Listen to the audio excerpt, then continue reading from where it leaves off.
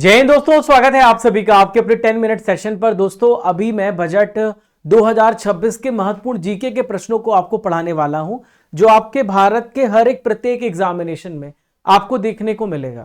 इसके बाद मैं आपको एक और वीडियो दूंगा जहां पे जो बजट पेश किया गया है तो उसका मैं करंट अफेयर भी आपको 10 मिनट के अंदर पढ़ा दूंगा। तो आपने 10 मिनट में इस वीडियो को देख लिया तो आपके बजट के सारे कंसेप्ट क्लियर हो जाएंगे जीके के। और एक और वीडियो आएगा तो उसको भी देखिएगा जहां पे पूरी करंट अफेयर्स की समरी दी हुई है। तो आइए देखते हैं। यहां पर देखिए, जो बजट है हमारे देश के वित्त मंत्री के द्वारा पेश किया जाता है और हमारी वर्तमान वित्त मंत्री निर्मला सीतारमण, और ये रिकॉर्ड 9वीं बार बजट इन्होंने पेश किया। पहली बार ऐसा हो रहा है कि संडे यानी रविवार को बजट पेश किया जा रहा है, ठीक है। और आज शेयर मार्केट खुला हुआ है, तो दूसरी बार हिस्ट्री में ऐसा हो रहा है कि शेयर मार्केट आज खुला हुआ संडे के दिन।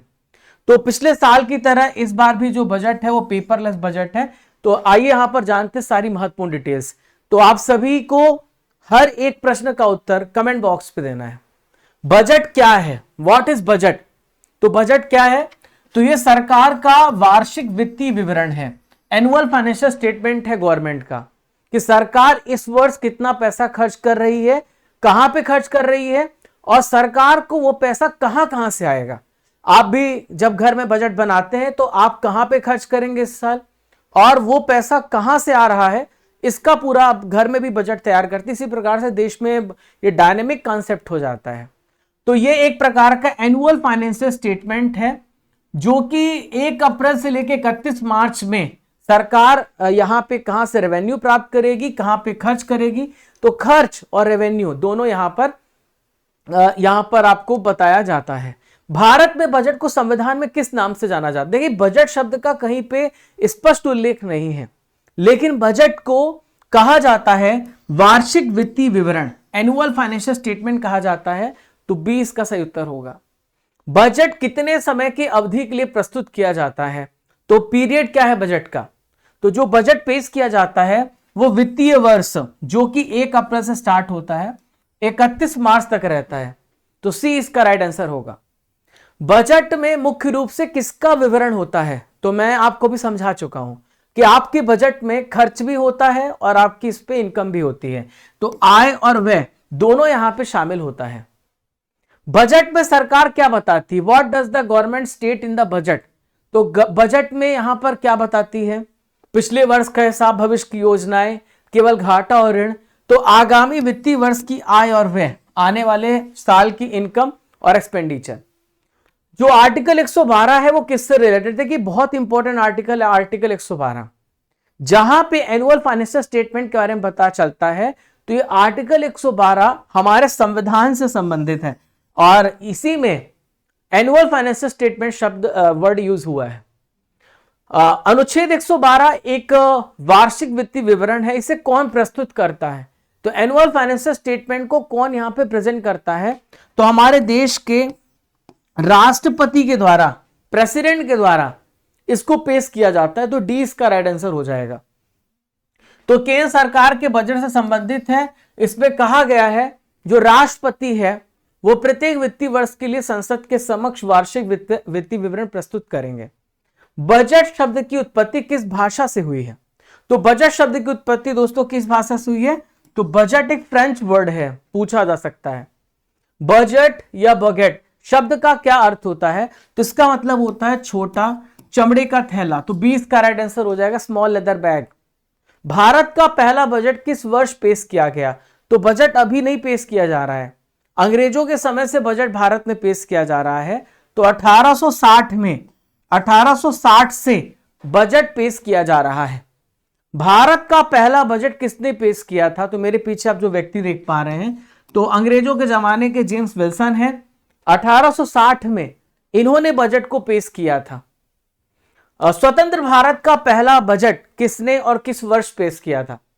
तो जब भारत इंडिपेंडेंट हुआ तो किस वर्ष बजट पेश किया गया था?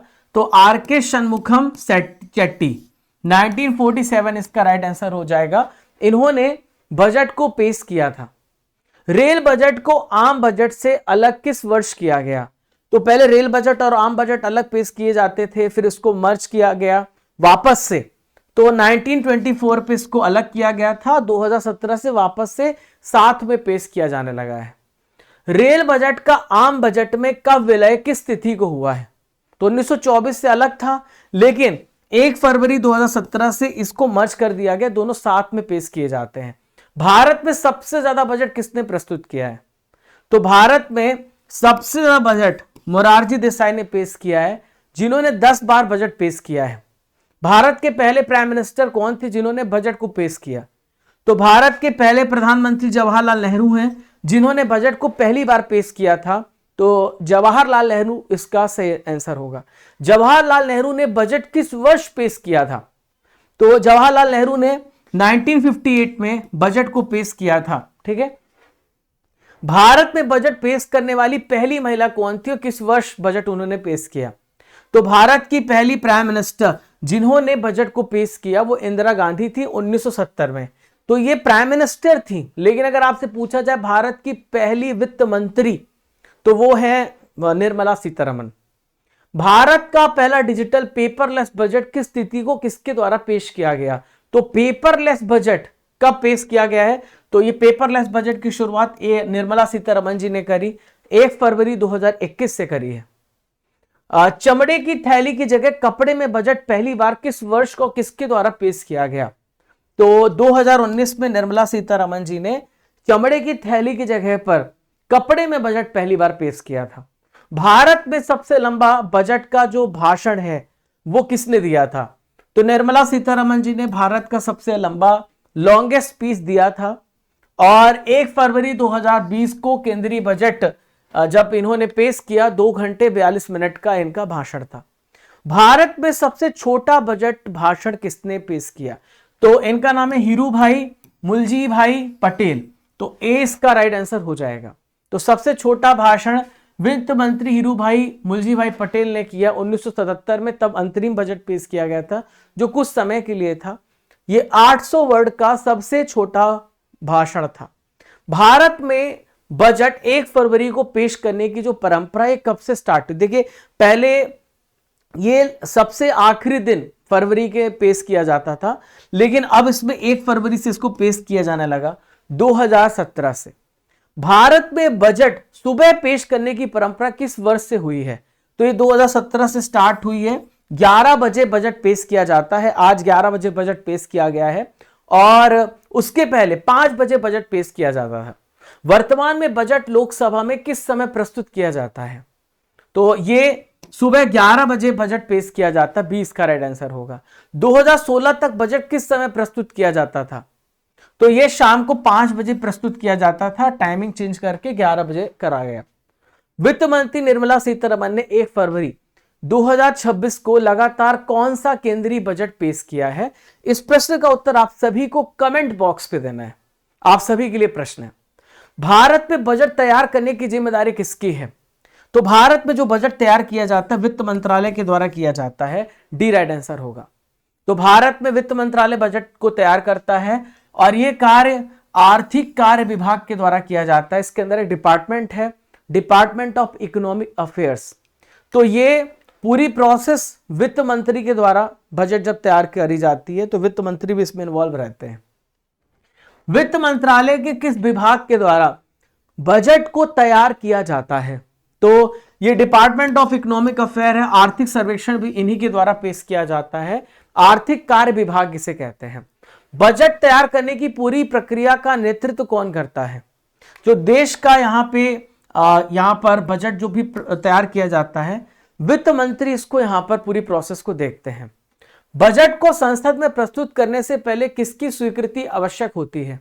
तो राष्ट्रपति से आपको पूछना पड़ता है, डी राइट आंसर होगा, बजट पेश करने से पहले। आपके लिए आखिरी क्वेश्चन है, लगभग 50 क्वेश्चन आपने पढ़े हैं 10 मिनट के अंदर। बजट शब्द की उत्पत्ति किस भाषा से हुई है? इस प्रश्न का उत्तर आप सभी को कमेंट बॉक्स पे देना है। तो प्यारे साथियों, आपने 10 मिनट के अंदर बजट का पूरा जीके पढ़ लिया है। एक तस्वीर दिख रही है, आपको बताना ये तस्वीर किस व्यक्ति की है और ये किस लिए जाने जाते हैं।